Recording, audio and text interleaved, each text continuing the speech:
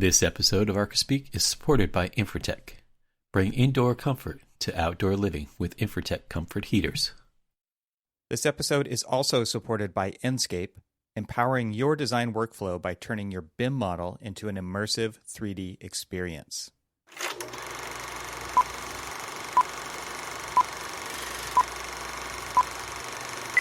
I get this message from a friend of mine that I've been working with for the past 6.5 years. And we've worked on several projects together and got this good working relationship, both in the office and then just a friendship outside. So, we're always checking on each other, just making sure everything's, we're okay. Because how many times do we ever actually ask ourselves, hey, are you okay? Right. And so he's just like, hey, man, I've been working a couple of really late nights and I've seen your little Zoom name is green. When did you log off? And start telling him about just the long, extraordinarily long hours that I've been working just on this particular project, just because of the load demand, the staffing demand, all these different things. And deadlines. Yeah. Deadlines, you name it. There's a variety of different things. So he was just like, is everything all right? Everything good? And I paused and I'm just like, I don't know if I know how to answer that positively right now. And it's not a woe's me. It was just what's interesting about this isn't a isolated to just me kind of thing. Mm-hmm. Although I can't speak for my own personal experience of what's going on in my world, but what's going on in my world is very similar to so many people in the profession.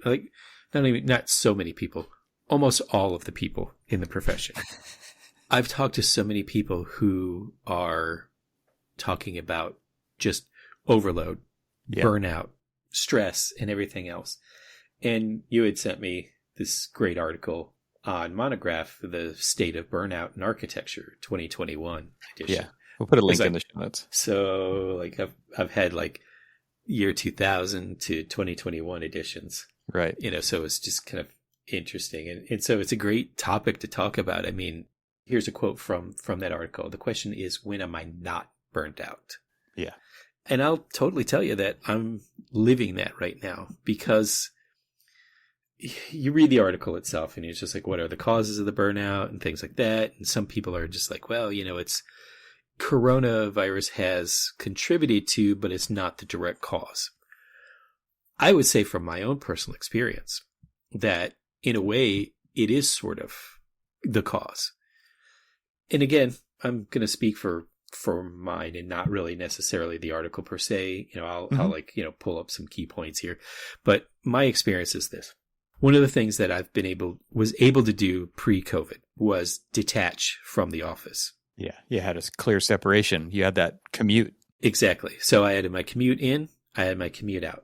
I didn't do any work on my commute in. I didn't do any work on my commute out. I detached. I listened to audiobooks. I listened to podcasts. I listened to music. I just open up the window and let the breeze blow through my hair. Wait, there's outside? What? There is outside. And that's, oh man. And those are things, it's just what's really hard is when work is at home, when work is literally steps away from where you are. It's there all the time. It is work. Now home is work. Yeah. Exactly. So you can never get away from it. Right. And what's even worse about that is that everybody knows you're there. Yeah. So they use this opportunity to I will get pinged. Now, this is just the nature of my particular project I'm working on right now, where it's international and so many different people are on so many different time zones that I get pinged all the time. And so I mute my phone and I put it away from me so that it's not lighting up right next to my head in the middle of the night. But I get throughout the night, I wake up with a sense of dread. Yeah. You've got a to-do list every day. Exactly. So the notifications that I get throughout the night and into the wee early morning hours, those go on to the priority list. And I was having this conversation with somebody yesterday. It's just when everything is the priority, what is the priority? We've talked about that before. Yeah. You can't have 38 priorities. Exactly. Yeah. Exactly. And so let me quote a few things that from this particular article, which, I thought were key findings that they were talking about. Nearly all architects, 96.9, experienced burnout in 2021. Mm-hmm. The coronavirus did not cause the burnout for architects, but it made it worse for 90% of the respondents. I feel like I fall into that 90%. Working overtime is the leading cause of burnout for architects. And so that's where I feel like, in a way, the coronavirus for me is almost that direct cause of the overtime. Like, would I work as much overtime if I had to be at the office? I mean, I would probably say, okay, if I work 8:30 to 5:30, I may say, okay, here's my rationalization when I was in the office every day. Okay, I already know that everybody and their brother is leaving their office at the exact same time as I am. And so traffic's going to suck. So if I work maybe another hour, it'll actually work out to my benefit because I won't be in traffic as long. Mm-hmm. I mean, yes, I've worked an extra hour, but I can prioritize that. The phones have stopped ringing. People have gone home. I can really kind of have that, say 2 hours at the end of the day to focus, much like, when I come in a little bit early to try to beat the traffic again. I have a little bit of extra time before people start rolling in that are more local to the office where I can just do some straight focus work.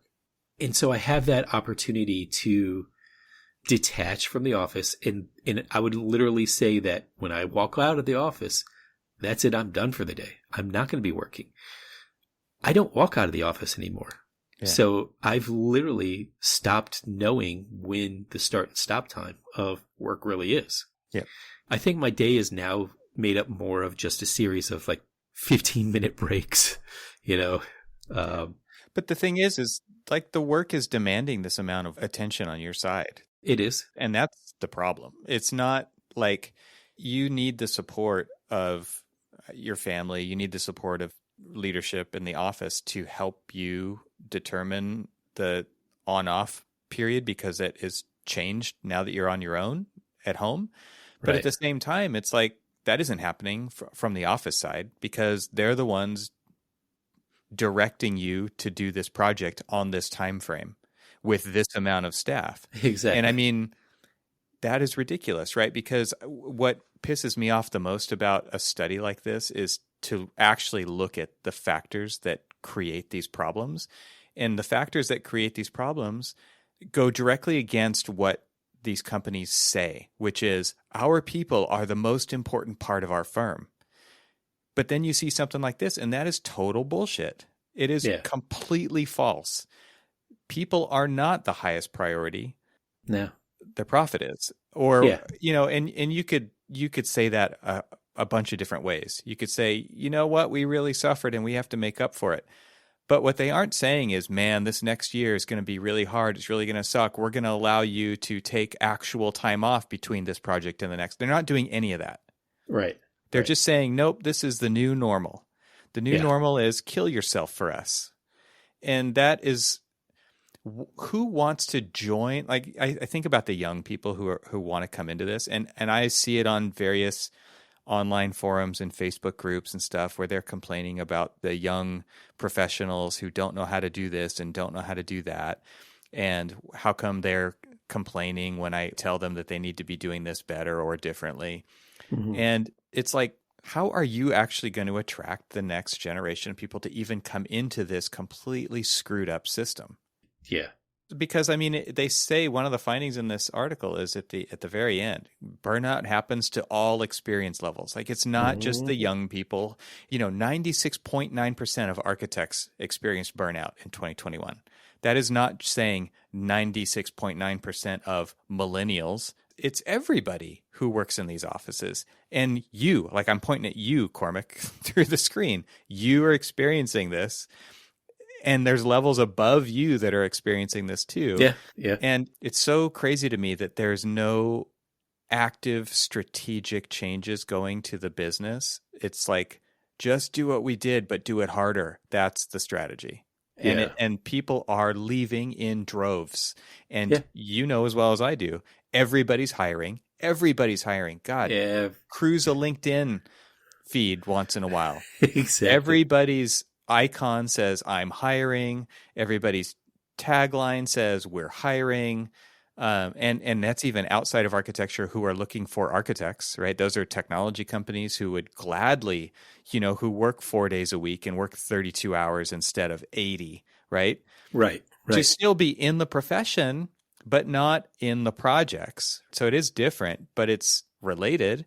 And who's not seriously looking at that? Do you know how many times I've gotten weird cold calls? I mean, like, most of the time I'm like, where the hell are these people getting my number from? Mm-hmm. Like, I don't publish my number, Right. but people are like, They find you anyway. Yeah. Somehow they're just like, hey, we saw your, your resume and your experience on LinkedIn and blah, blah, blah, this and that. I'm like, I don't even have the brain power to talk to you people right now. So leave me Can't alone. believe you answer it. Well, no, I don't. But I don't know. Over the course of the past few years, I've started to follow a lot more architects on Instagram and love to see the creative work and stuff going out there. But half of like at least the last 6 to 8 months of their posts are Evan Troxel Architects is hiring kind of thing. It's just like, exactly. like, where people are leaving. There's not exactly. enough stock. There's not enough stock. There's high demand. There's not enough stock. And not only that, but once you get there, it's like, okay, detail these toilet rooms and Well, I mean, it's not even you're just on your own. in a way, it's just not even like the glamour of the project or whatever. It's just the fact that, people are working for a firm that they, went back to the office and people got a little bit more accustomed to working from home or at least having that flexibility. And I've known plenty of firms that, have gone back full force, 100% in office. Yeah. And people just don't want that anymore. They've seen the opportunities out there. And so they're like, yes, I want to have the camaraderie of being in the office and talking to people and having that opportunity to kind of like really engage with my teammates on the project. However, I also need that time to just say like, whoa, back off, man. Like, yes, I understand that you literally just sent me an email and you've walked over to my desk to ask me if I've seen that email. Yeah. But give me some breathing space. And so what they've done is like, they will continue to look for that breathing space. And they will say, I don't necessarily want to go back to an office that's 100% full time, or I want that flexibility. And so they'll leave their firm. God, I've heard that story so many times about people who have left for the flexibility of things. They've seen the light at the end of the tunnel. In the end, the light at the end of the tunnel doesn't have to be, as you call it, butt in seats. Right. And so if I don't need to be butt in seats 100% of my billable time, well, then let me go ahead and do that. And so people are leaving and they're going to look for other places that are going to allow them to do that. And so, and remote work doesn't necessarily reduce the burnout, right? Like what you're saying is on some levels, it's made it worse in some ways, but better in others, right? It's just kind of shifted the scales in that regard because it's lowered the barrier for people to get to you whenever they want because we kind of have this always on mentality now. So in that way, it's a negative, but in the positive, like you're saying, like I don't need to drive an hour just to sit in a cube either. Right. And so what can offices do to attract people to go there for the right reasons? Like to me, that there's some fundamental shifts in why you want to go to an office to do things versus, to achieve the balance that you're talking about, because it's clear that it's not one or the other. There is absolutely no need to drive an hour to go to the office to do the exact same thing that I can do right here. There's no need for that. So there's obviously particular use cases in architecture that make a lot of sense. Like you were talking about collaboration and talking to the team and working through things. And there are definitely resources at offices that can help make that process even better. But beyond that, man, it's hard to say what it is. Right. Because you can't go into an office, into a conference room that used to hold 12 people and now it holds 4 because of, space requirements, social distancing and all that crap. That doesn't work. And you have to wear a mask. So is the quality of that meeting really good? Hell no, it's not. It's worse. Absolutely worse. And especially for the people who can't be in that room, now they're the second-class citizen. Right. It takes a complete rethinking of how you're going to approach this stuff from a leadership level at these firms. So one of the things they talk about in this is architects needing time off for mental health. Like mental health is the new catch-all phrase for time off, right? I mean, the reason for time off is mental health, but really it's to actually now time off in big podcasting air quotes and mental health are that disconnect from the office that you were talking about getting in the car on a daily basis. Right, exactly. So how much PTO do you have stacked up as like a indicator of, I mean, because we're saying people are overworking. They're working overtime all the time. And overtime, if your business model is dependent on you working overtime, your business model is broken. It 100% is broken. If you can't make enough money in 8 hours a day as a business for each employee, then the business is broken. It cannot demand more than that much time from the employee in a sustained way. It cannot. And so, like, you're probably, because you're working so much overtime, you're just stacking up your PTO. Yeah. Thanks for calling me out on that. Well, I mean, I'll be here. I'll you've be got to honest. say it because it gives a real indicator of the problem. A real indicator of the problem is here we are, and I'll go ahead and just say that we are recording on December 1st, which means that there are 30 more days left of this year.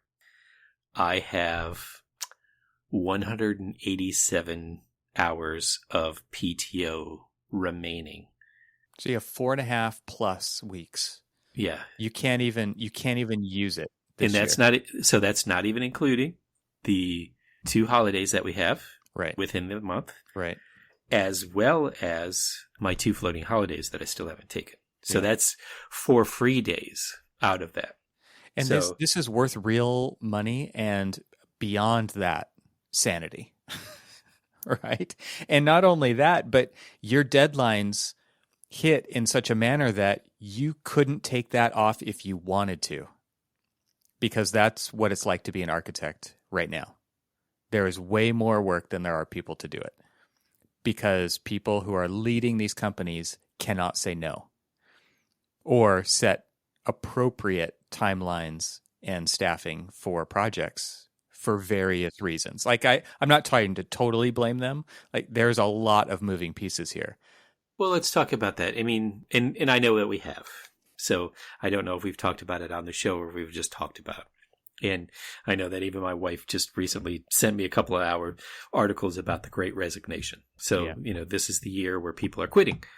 And this is probably this article is a good reason why. And it's not just quitting architecture. It's quitting every job. Yeah, right. I mean, my wife is a elementary school teacher and she just had not that anybody's going to be listening to it, but she just had this 30 some odd year old kindergarten teacher because of burnout and stress, essentially retire. I can't even imagine being a teacher today. She just decided at the end of Thanksgiving that she ain't coming back. Just done. She's done. And, and it was just like, wow, it's amazing that they could do that. But also it's just like, holy crap, it sucks that they have to do that. Yeah. Get to that point, right? Because no one is looking out for them. And just use that as an example of what is happening in the profession.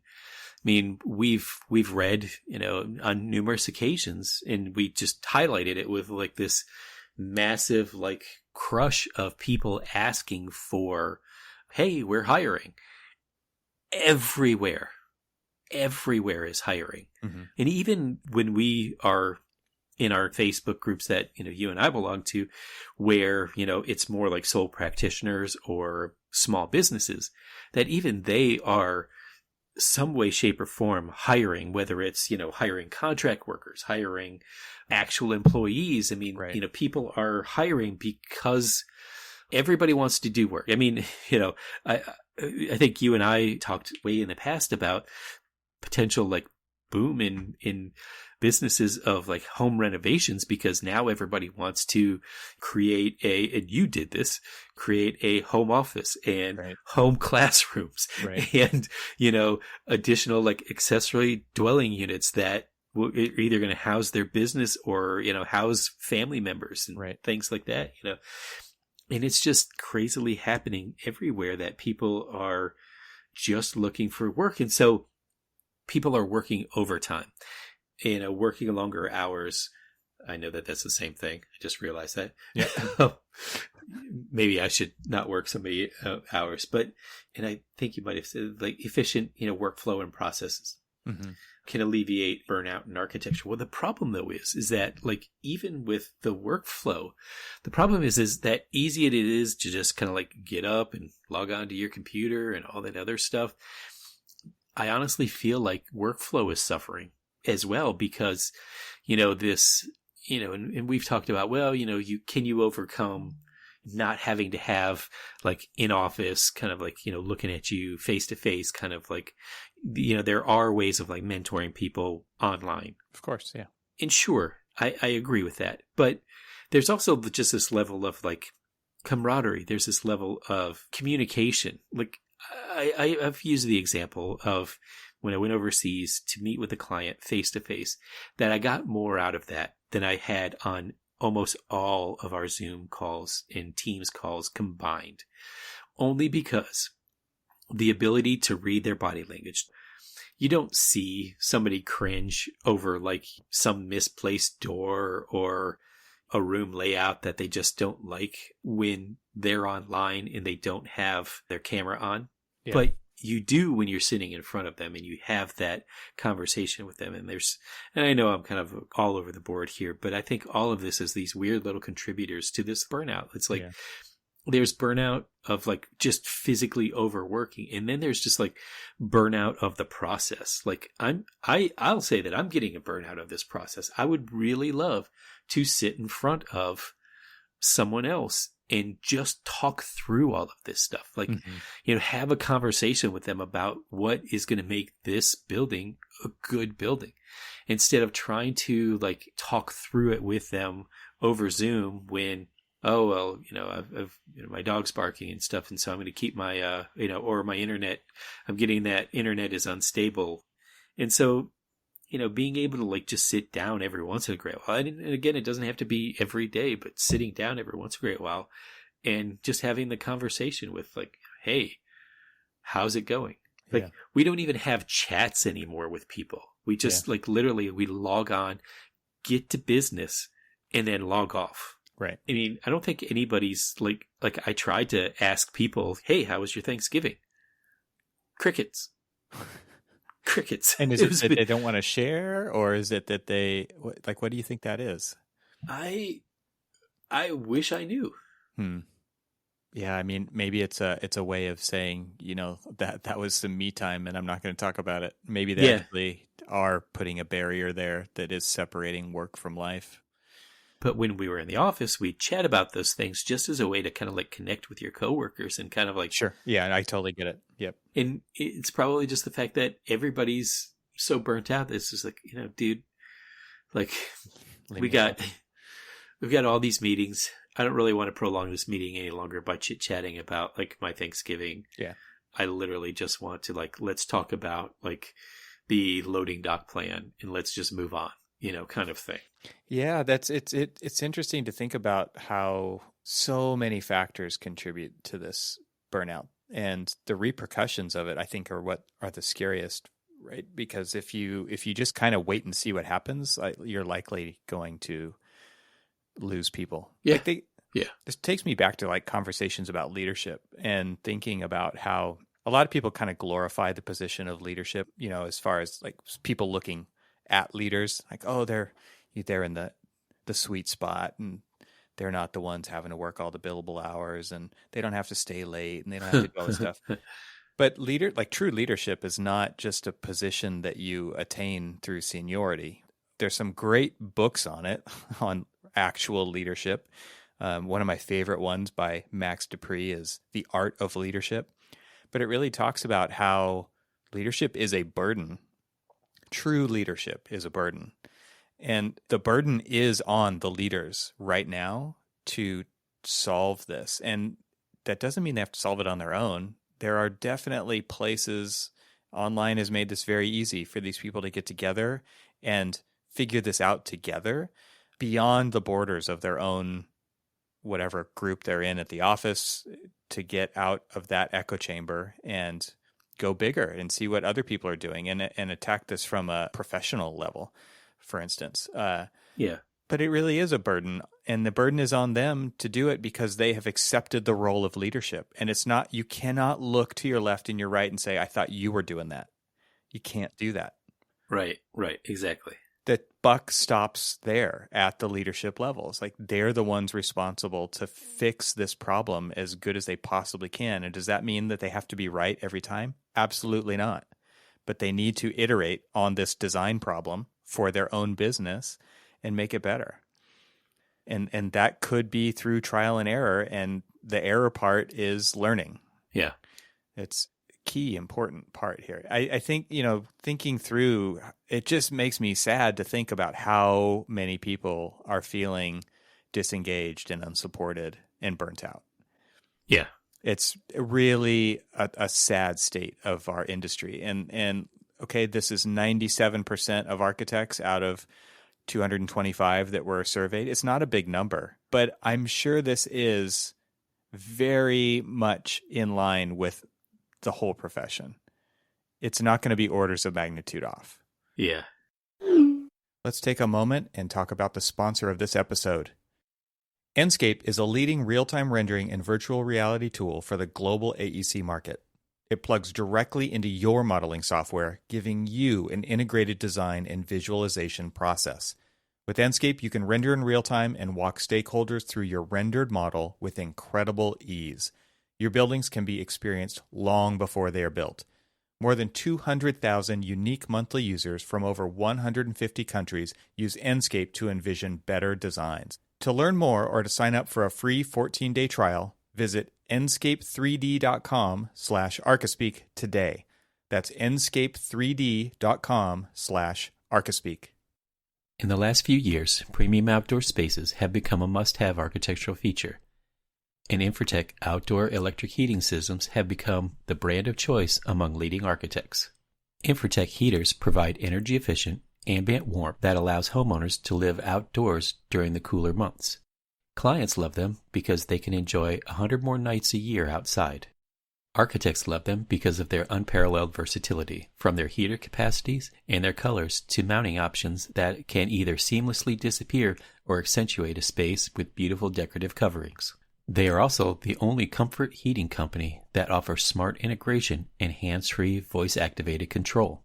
For over 60 years, Infratech has made their products in the USA at competitive prices. They offer incredible design and live technical support at every stage of the job. Infratech is specified at the world's most prestigious properties. Learn why and sign up for a free consultation at infratech-usa.com/podcast. I, for one, appreciate the design options you get with Infratech because as the cooler months approach the Mid-Atlantic region, we're looking to extend those outdoor days, and Infratech heaters provide comfort without being large and in your face. So I was reading a couple of quotes from the article of just people apparently that they had interviewed or talked to. It's just interesting. The basics get dismissed: exercise, eating healthy, sleep. The basics. The things it actually takes to be alive. Yeah. Another one was, I can't be around people, even people I love. Another one. These are actual quotes. These are actual quotes by people. It's just like, simple tasks have become unbearable. I'll pay $20 to park to avoid walking 2 blocks from where it's free. Wow. Jeez. Here's the one that actually kind of makes me sad with all of these is creativity and opportunity feel like a burden. I copy solutions. Yeah. Because that's expedient, right? Yeah. And that's what's being demanded of people when there are not enough hours dedicated to get the work done. Yeah, and I've heard way too many times where people talk about their creativity is being stifled or, suffering only because they are overworked. Yeah. And, I was listening to this one book that I'm recently listening to is from Adrian Newey, the technical engineer for a Formula One racing team. And it's the book is How to Build a Car.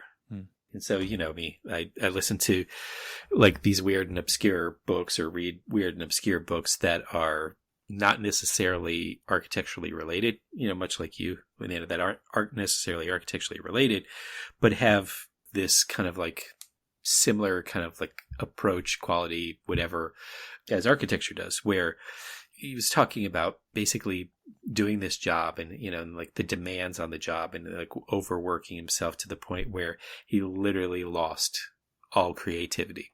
Sitting there having to like design the next year's car for Formula One and basically looking at it as just like, I can't, I don't know where to go next. I'm literally like stuck. Yeah. People are feeling that right now in architecture. In that quote, made me think of that quote from him was like, you get to this point where you're essentially staring at the screen so much and that you're overworked and you're not like, able to like get out and do things.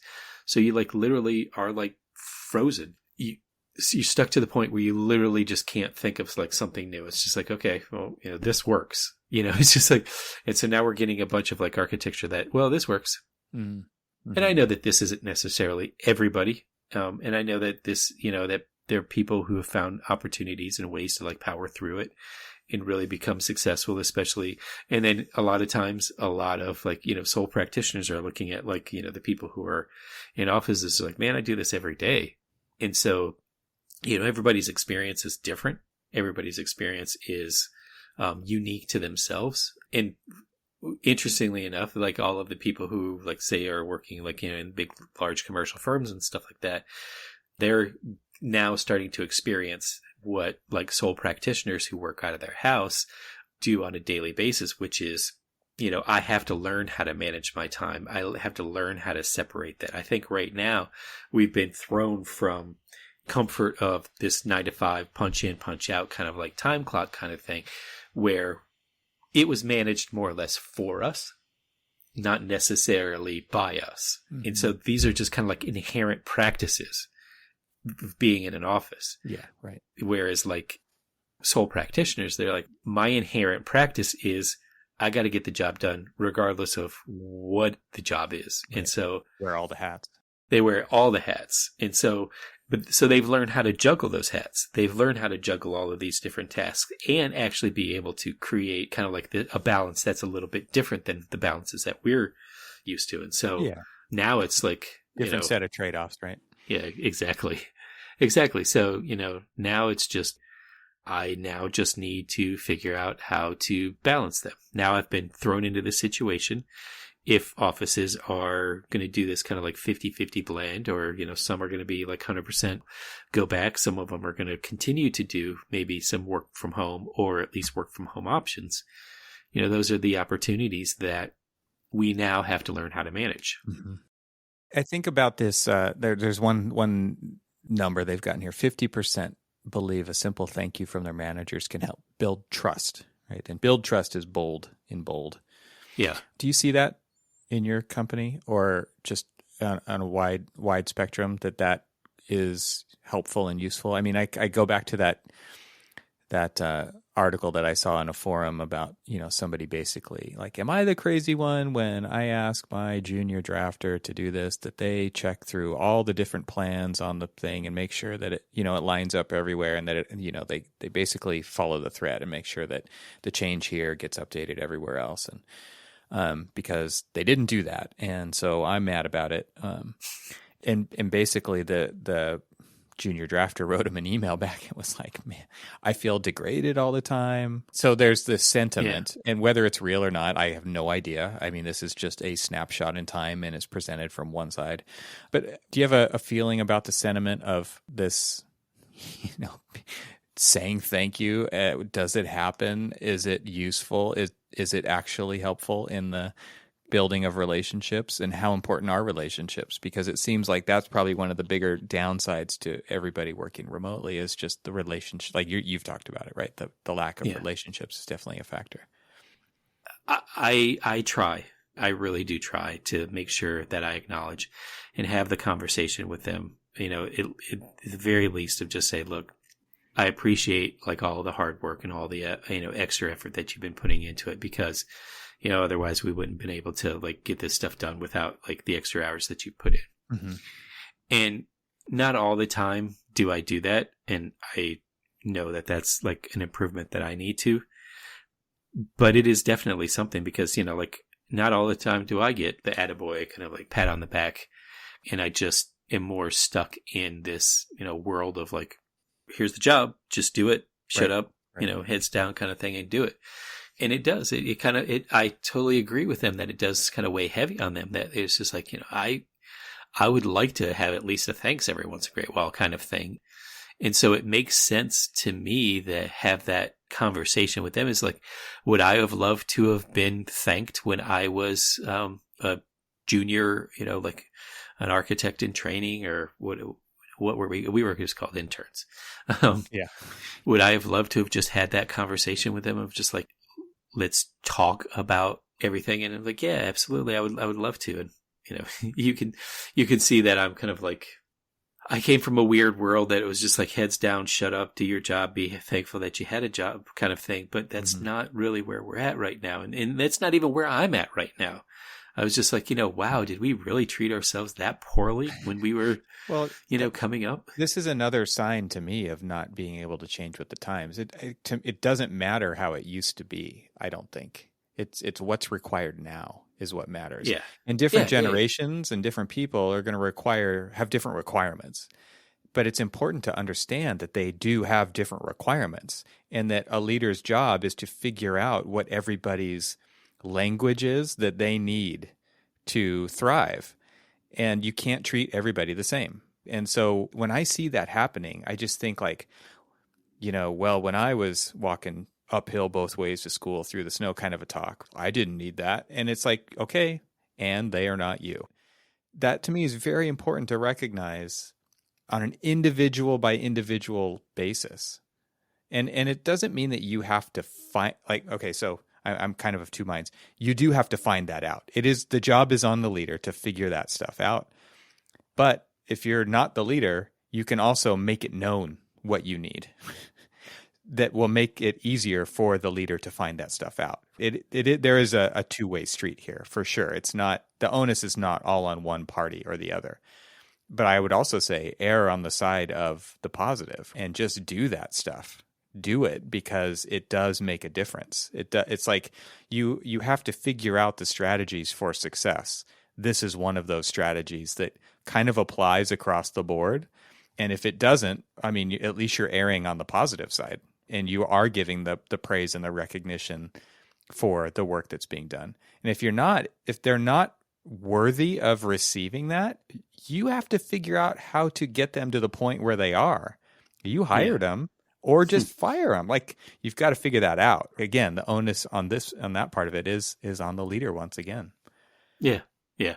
I see like there's this whole thing about burnout stuff, but we keep coming back to this on the show, man. It is a serious lack of leadership, and leadership is a skill. Like, it is something that can be learned. That, I think, is the most important takeaway from this.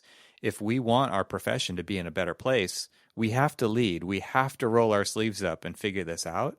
It's not going to happen on its own. And there is plenty of resource available to help make that happen.